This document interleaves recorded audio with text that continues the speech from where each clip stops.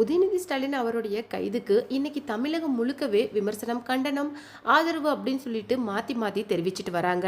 இதுல சம்பந்தப்பட்ட நபரான நடிகை த்ரிஷாவே இன்னைக்கு ட்வீட் பண்ணி பேசியிருக்கிற ஒரு விஷயம் தான் இன்னைக்கு ரசிகர்கள் மத்தியில மிகப்பெரிய அளவுக்கு ஒரு அதிர்ச்சியை ஏற்படுத்தியிருக்கு. அது மட்டும் இல்லாம ஒரு ஷாக்ல இருந்தே இன்னைக்கு ரசிகர்கள் மீளல அப்படின்னு கூட சொல்லலாம்.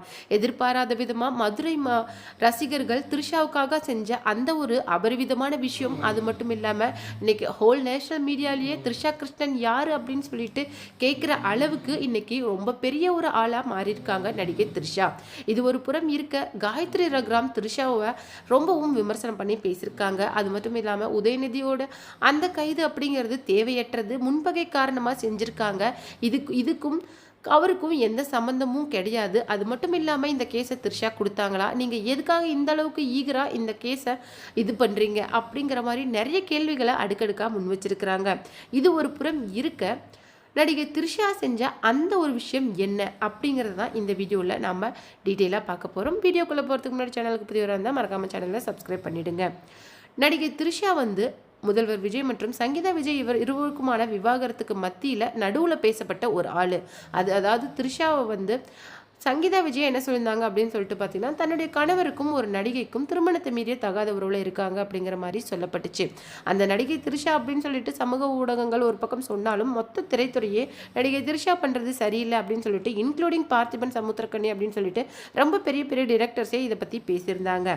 ஆனால் இது ஒரு புறம் இருக்க, எப்பவும் போல் 100% தாவேக்கா ஒரு ரசிகர்களாக இருக்கட்டும், விஜய் சாரோட ரசிகர்களாக இருக்கட்டும், அவர் மேலே ஒரு 100%லேருந்து அந்த இஷ்யூக்கு அப்புறம் 200% லவ் அவருக்கு கொடுக்க ஆரம்பிச்சாங்க.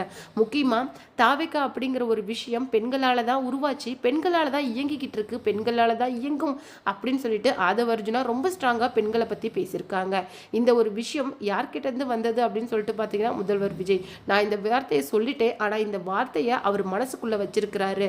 அது மட்டும் இல்லாமல் பெண்களுக்கோ குழந்தைகளுக்கோ பாதுகாப்பு குறைவோ ஏதாவது அவங்களுக்கு இழுக்கோ வந்ததுன்னா அதை அவரால் தாங்கிக்க முடியாது, எந்த எக்ஸ்ட்ரீம்காக வேணாலும் அதுக்காக அவர் போவார் அப்படின்னும் ரொம்ப ஸ்ட்ராங்காக பேசியிருந்தாரு. இது ஒரு புறம் இருக்க, நடிகை த்ரிஷாவை பற்றி ரசிகர்கள் சொல்கிற ஒரு விஷயம் என்ன அப்படின்னு சொல்லிட்டு பார்த்தீங்கன்னா, தண்ணி வரலைனாலும் த்ரிஷா, கரண்ட் வரலைனாலும் த்ரிஷா, பாவம் அவங்க எதுக்காக தான் அவங்கள இழுக்கணும் அப்படிங்கிற ஒரு அவசியமே இல்லாமல் போயிடுச்சு. ஒரு நபரை இந்த அளவுக்கு காயப்படுத்தாதீங்க, அவங்களும் பாவம் மனுஷன் தான் அப்படின்னு சொல்லியிருக்காங்க. அது மட்டும் இல்லாமல் காயத்ரி ரகுராம் சொன்ன விஷயம் என்ன அப்படின்னு சொல்லிட்டு பார்த்தீங்கன்னா, உதயநிதி அவருடைய கைது தேவையற்றது அப்படிங்கிற மாதிரி சொன்னதுக்கு ரசிகர்கள், இன்ஃபேக்ட் உங்களை அந்த இடத்துல வச்சு பேசியிருந்தா அது உங்களுக்கு ஓகேவா அப்படின்னு கேட்டதுக்கு அவங்க அதுக்கு ரொம்பவும் கோவமாக செருப்பு பிஞ்சிரும், முதல்ல உன்னதாண்டா அரெஸ்ட் பண்ணணும் அப்படிங்கிற மாதிரி சொல்லியிருந்தாங்க. ஸோ உங்களுக்கு இந்த விஷயத்துக்கு கோவம் வருது, அப்போ அவங்களுக்கு எப்படி இருக்கும் அப்படிங்கிற மாதிரியும் ரசிகர்கள் இந்த டைமில் த்ரிஷாவுக்கு சப்போர்ட்டிவாக பேசியிருந்தாங்க. இது ஒரு புறம் இருக்க, நடிகை த்ரிஷாவே சொன்ன விஷயம் என்ன அப்படின்னு சொல்லிட்டு பார்த்தீங்கன்னா, நான் இந்த மாதிரி சீப்பான அனிமல்ஸை பார்த்து ரொம்பவும் மனசு வெறுத்து போயிட்டேன். ஆக்சுவலாக என்னுடைய லைஃப், என்னுடைய பீரியட் ஆஃப் டைமில் நான் நிறைய பேரை பார்த்துருக்கேன். கூடயே இருப்பாங்க, ஆனால் குளிப்பறிச்சிடுவாங்க, துரோகம் பண்ணுவாங்க, நம்பிக்கை துரோகம், ஏமாற்றம் அப்படின்னு சொல்லிட்டு நிறைய விஷயங்களை கடந்து தான் நான் வந்திருக்கேன். அப்படி இருக்கிற பட்சத்தில் இது என்ன பெருசாக பாதிக்காது. ஆனாலும் இந்த மாதிரி ஆட்களை நான் பெருசாக எடுத்து பேசணுங்கிற அவசியம் எனக்கு கிடையாது. இதுக்கு மேலே என்னுடைய சைட்லேருந்து எல்லா விளக்கங்களும் என்னுடைய டீம் தான் கொடுக்கும். நான் எதுலேயுமே இன்வால்வ் ஆக விரும்பலை அப்படின்னு சொல்லிட்டு ஒரு பக்கம் அவங்கள தனிமைப்படுத்தி ஆரம்பிச்சிட்டாங்களாம். ஏன்னா இந்த மாதிரி ஒரு எத்தனை தடவை என்னை பற்றி நான் என்னுடைய விளக்கத்தை கொடுக்க ஆரம்பித்தாலும் அதை ஸ்ட்ராங்காக அப்போஸ் பண்ணுறதுக்கு தான் இந்த மொத்த சொசைட்டியும் இருக்குது. இதுக்கு மேலே நான் எதுக்கும் விளக்கம் தர இல்லை அப்படிங்கிற மாதிரியும் ஒரு பக்கம் த்ரிஷா சொல்லியிருக்காங்க. இன்னொரு பக்கம் கிருத்திகா உதயநிதி கணவரோட அரசில் பேசின விஷயங்கள் அப்படின்னு சொல்லிட்டு இது ஒரு பக்கம் வைரலாக போயிட்டுருக்கு. அதாவது போலீஸ் கூட நடந்த வாக்குவாதத்தில் 10 மினிட்ஸ்க்கு மேலே எங்களால் டைம் கொடுக்க முடியாது, எங்களால் ஒன்றும் செய்ய முடியாது மேடம் அப்படிங்கிற மாதிரியும் சொல்லியிருக்காங்க.